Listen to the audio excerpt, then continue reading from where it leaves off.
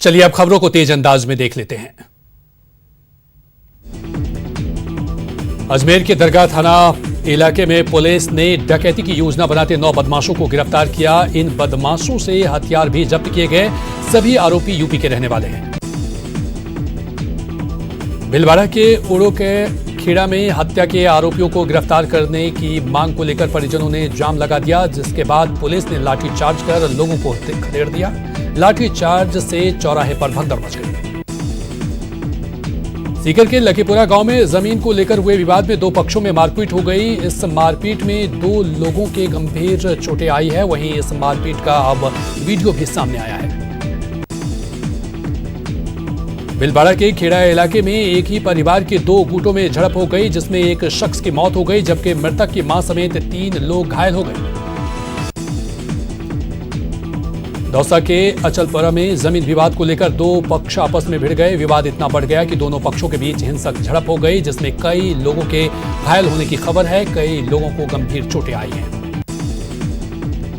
भरतपुर के बयाना में एक युवक ने फांसी लगाकर आत्महत्या कर ली। आत्महत्या के कारणों का पता नहीं चल पाया है।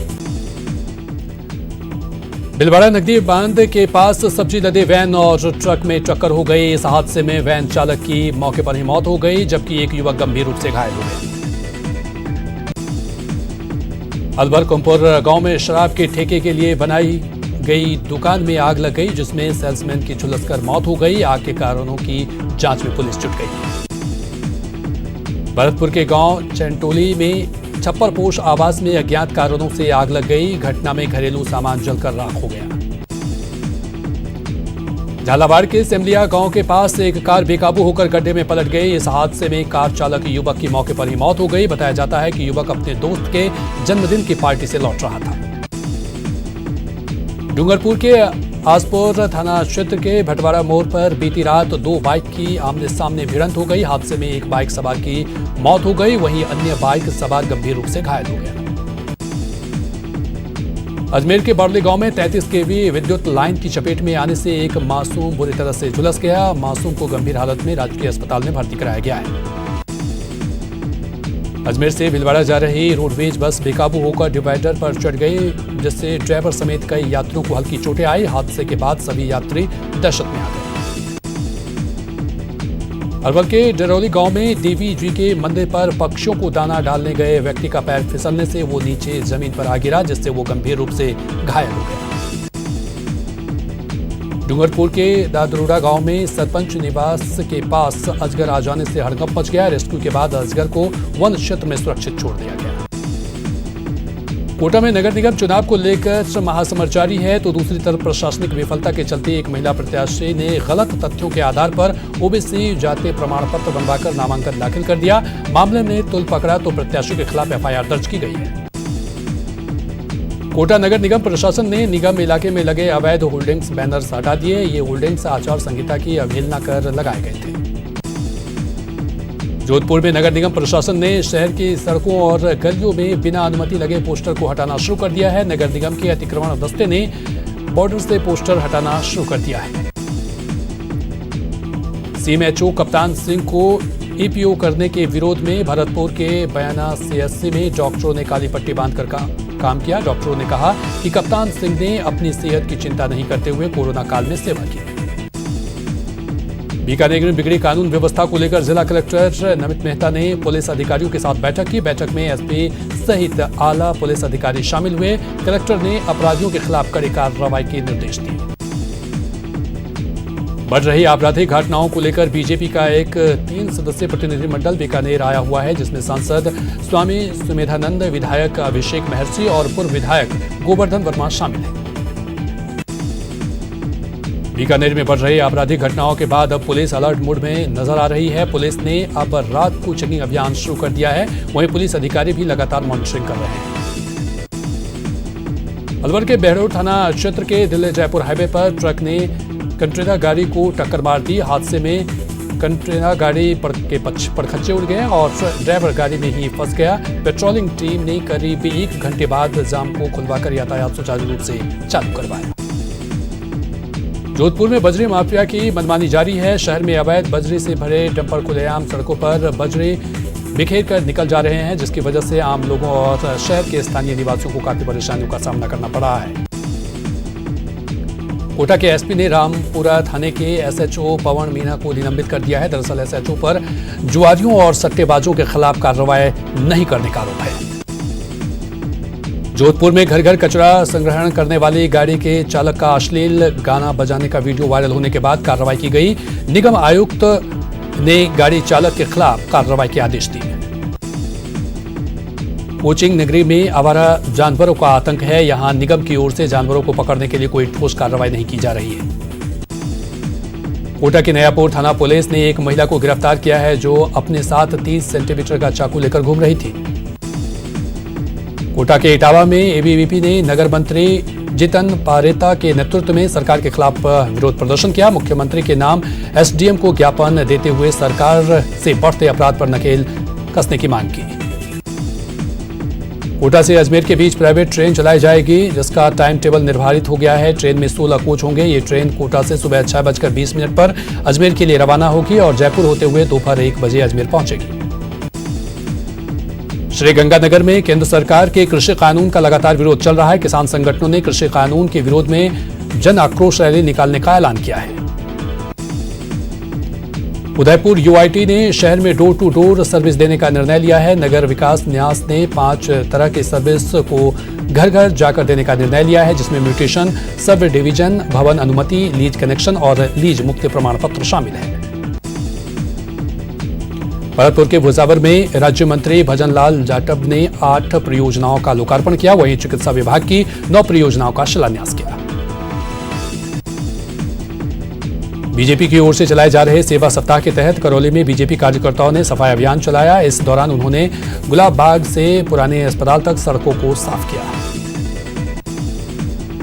राजधानी जयपुर के नगर निगम चुनाव में अलग अलग रंग देखने को मिल रहे हैं। जयपुर हेरिटेज नगर निगम के वार्ड नंबर 82 में उम्मीदवार सावित्री देवी उन्हीं में से एक हैं। सावित्री साधारण तरीके से प्रचार प्रसार कर रही हैं। सावित्री देवी अपने वार्ड में पैदल और स्कूटर पर ही चुनाव प्रचार कर रही हैं।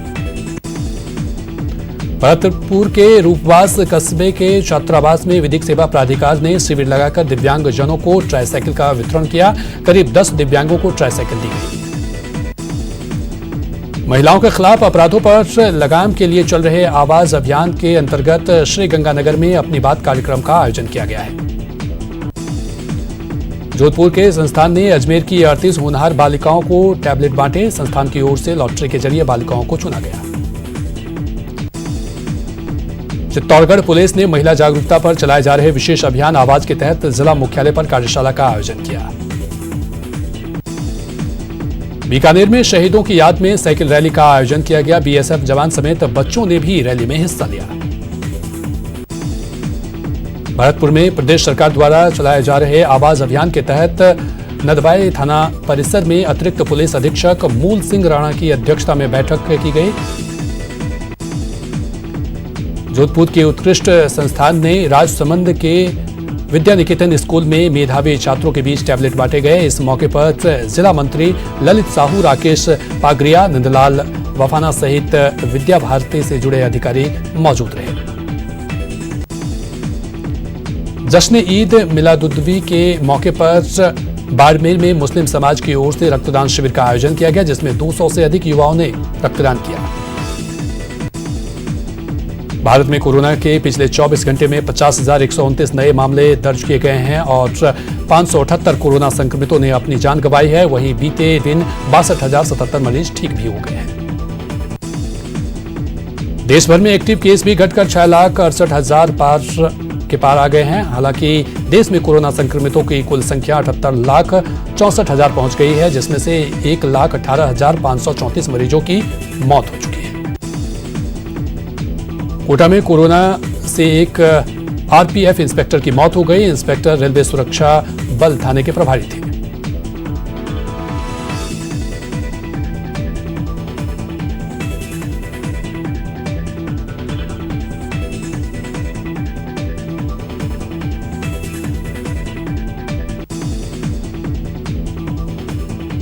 राज्य सरकार के निर्देशानुसार 12 शहर में जिला प्रशासन और व्यापार महासंघ की ओर से कोरोना के लिए निकाली गई जागरूकता रैली में सोशल डिस्टेंसिंग की धज्जियां उड़ती दिखी। जागरूकता रैली के लिए रामलीला से लाए गए पात्र भी बिना मास्क के देखे गए।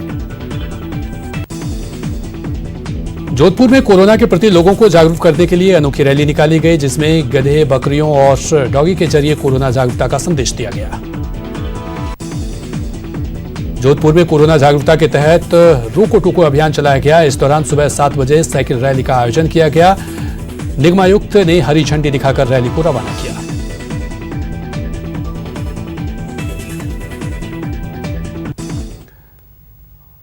और यहां पर रुकेंगे एक छोटे से ब्रेक के लिए।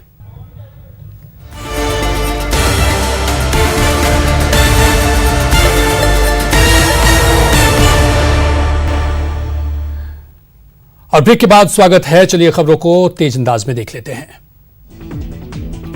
डूंगरपुर नगर परिषद की ओर से नो मास्क नो एंट्री अभियान के तहत नगर परिषद ने जागरूकता रैली निकाली। विधायक गणेश गोगरा और आयुक्त नरपत सिंह राजपुरोहित ने हरी झंडी दिखाकर रैली को रवाना किया। भरतपुर में नदवई नगर पालिका द्वारा कोरोना जागरूकता रैली का आयोजन किया गया, जिसमें मास्क लगाओ, कोरोना भगाओ, 2 गज की दूरी है जरूरी संदेश दिया गया। जोधपुर में कोरोना जागरूकता अभियान के तहत रैली निकाली गई। शहर के जलजोग चौराहे से वाहन रैली निकाली गई। अजमेर की कोतवाली पुलिस ने कोरोना जन जागरण को लेकर बाजार में पैदल मार्च किया और लोगों को कोरोना के प्रति सावधानी बरतते हुए गाइडलाइंस की पालन करने की अपील की। विजयादशमी के मौके पर बीकानेर में बंगाली मंदिरों में विशेष पूजा का आयोजन किया गया। इस दौरान मंदिरों को आकर्षक ढंग से सजाया गया। बंगाली समाज के लोगों ने श्रद्धा और उल्लास के साथ पूजा की।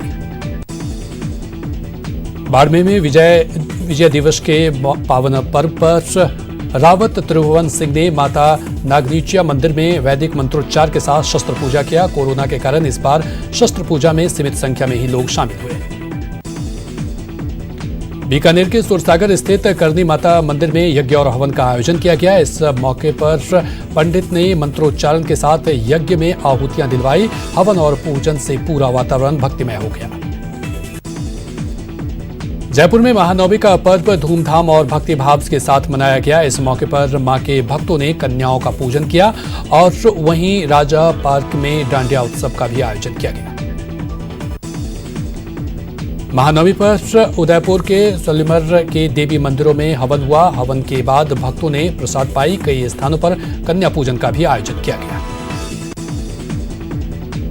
एजुकेशन सिटी कोटा में दुर्गा नवमी को बालिका शिक्षा विस्तार के रूप में मनाया गया। इस मौके पर बालिका शिक्षा संदेश के साथ 21 कन्याओं का पूजन किया गया। उदयपुर में नवरात्र के आखिरी दिन माता के मंदिरों में भक्तों के पहुंचने का सिलसिला जारी है। हालांकि कोरोना महामारी का असर मंदिरों में भी देखने को मिल रहा है। इस साल भक्तों की संख्या हर साल के मुकाबले काफी कम है। विजयादशमी के मौके पर उदयपुर में भी मंदिरों में धार्मिक अनुष्ठान हुए। मंदिरों में हवन कार्यक्रम का आयोजन किया गया। वहीं उदय सागर झील किनारे ज्वाला विसर्जन कार्यक्रम हुआ।